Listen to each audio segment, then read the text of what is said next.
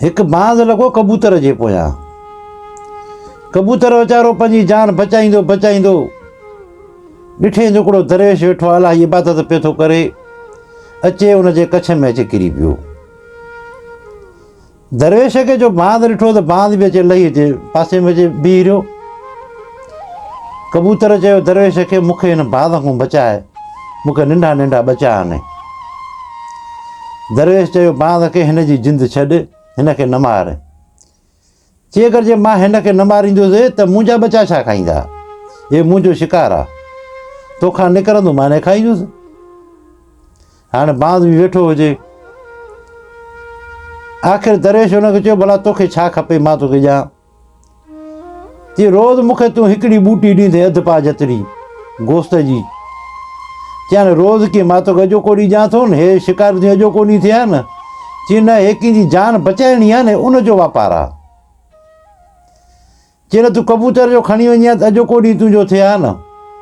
चई उहो त अॼो कोड़ी थिया। चई पोइ अॼो कोड़ी मां तोखे ॾियां थो, मां पंहिंजे हिन पिनी खां टंग खां मां तोखे गोश्त खपे ॾियां थो, ओतिरो तूं खणी वञ। चई न मूंखे रोज़ु ॾियणो पवंदी 40 ॾींहंनि ताणी। चई 40 ॾींहं त वॾा आहिनि। चई तुंहिंजी मर्ज़ी, न त भली निकिरे मां ने खाईंदुसि। दरवेश ॾिसे पियो कबूतर खे, कबूतर सॼो ॾके पियो। वरी मथे ॾिठईं आसमान ॾे, दरवेश ॾिठो त हाणे मां फ़ैसिलो कयां कहिड़ो। हे हिकु ॾींहं में नथो चए, 2 ॾींहं में नथो चए, हे 40 ॾींहं थो चए। हुनखे चई ठीकु आहे, बांध खे चई। हिन दरवेश पिनी मां टुकड़ो कटे हुनखे ॾिनो, वरी छिके पाण खे पटी ॿधी छॾियईं। बांध ओॾी महिल जो हलियो वियो। कबूतर खे चई तूं वञ। कबूतर हलियो वियो। हाणे 2 ॾींहं थिया, 3 ॾींहं थिया। हाणे दरवेश बि वीचारो वञे पियो, कमज़ोर थींदो पियो वञे, जो रतु वञे पियो, गोश्त जो टुकड़ो। 2 ॾींहं 3 ॾींहं गुज़रिया। उन खां पोइ हिकिड़ो शिकारी अचे निकितो हुते। शिकारी जो ॾिठो त बांध आयो सिधो दरवेश वटि, ऐं दरवेश पंहिंजी रान मां टुकड़ो कटे हुन बांध खे ॾिनो।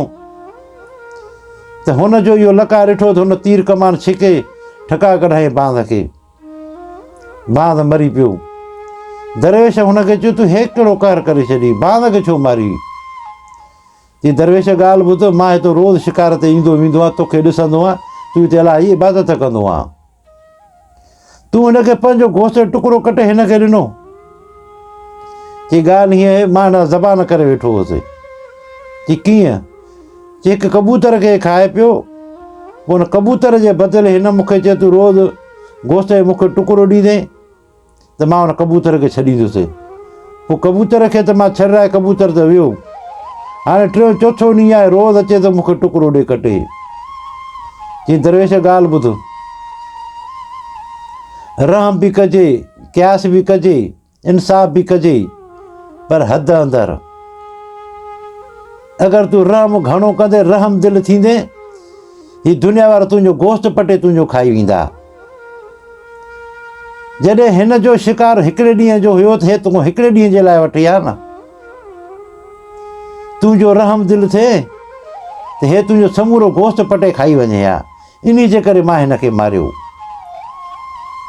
तूं दरवेश ई मां मञा थो अलाह वारो ई, पर एतिरो रहम दिलि बि न थी जो हे दुनिया वारा तुंहिंजो गोश्त पटे तुंहिंजो खाई वञनि। दरवेश इहा ॻाल्हि ॿुधी हिन जी शिकारी जी, चई वाक़ई बि तूं सही थो चवीं।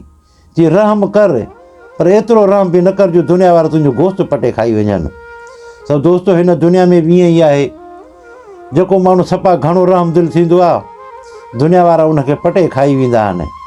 रहम बि कजे, पर हद अंदरि कजे। तव्हां सभिनी दोस्तनि जी महिरबानी। अगरि असांजूं ॻाल्हियूं तव्हांखे पसंदि अचनि थियूं त पोइ लाइक ऐं शेयर कजो।